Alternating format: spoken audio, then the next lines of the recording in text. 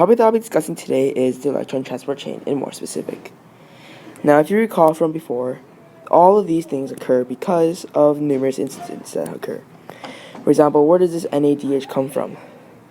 We discovered that this NADH comes from chemiosmosis and not chemiosmosis, what am I saying? It comes from the Krebs cycle and also glycolysis. So what exactly happens once it gets to this stage? Now the NADH goes through the first one called NADH dehydrogenase.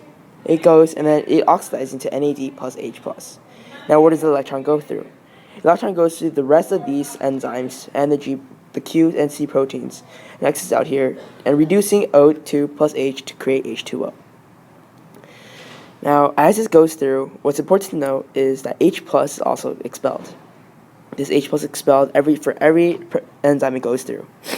And this creates a concentration gradient, as shown right here, concentration gradient. Now, it's important to note, exactly what is concentration gradient. Now, let's think of a dam for an example. Let's go right here. Think of a dam.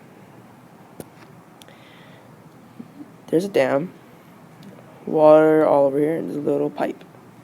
And here's the bottom of the lake. Now, basically, you can say this is more like the inner, and this is the matrix. When the dam opens up, and this would be the ATP synthase,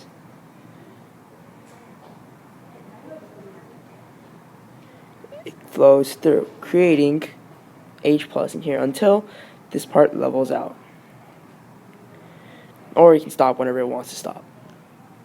Now, what's also very important is that while it goes through this area right here, it creates geothermic energy or hydro energy.